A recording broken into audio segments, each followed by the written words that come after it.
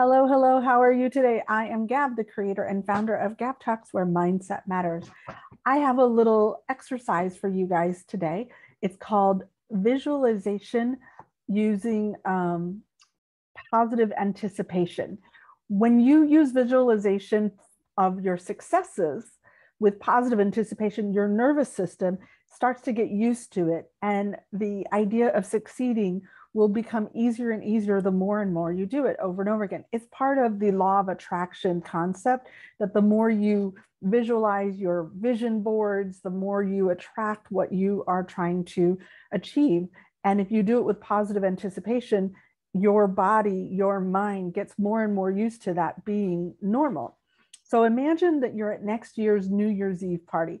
All of your friends, your family, all the people you care about and that care about you are all there. Someone stands up and proposes that each person goes around the room and they describe his or her past year. Okay, so you listen to all of your friends and family talk about the successes and the challenges and the goods and the bads that they experienced, and you reflect on their stories. Now it's your turn. What do you say? You stand up and you describe your past year.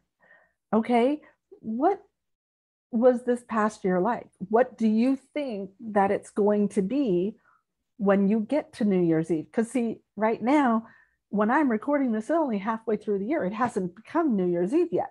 So you can do this exercise as if it's 6 months from now and describe what this year is going to be like 6 months from now.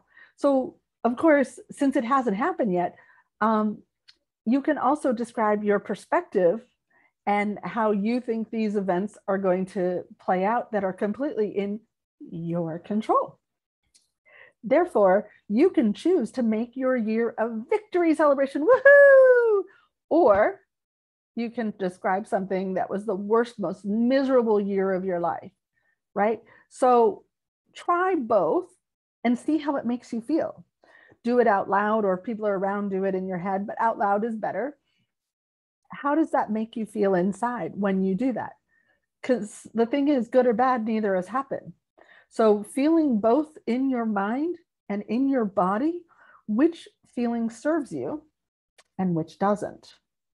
Since most of these events haven't happened yet, you get to choose what it will be like when they do.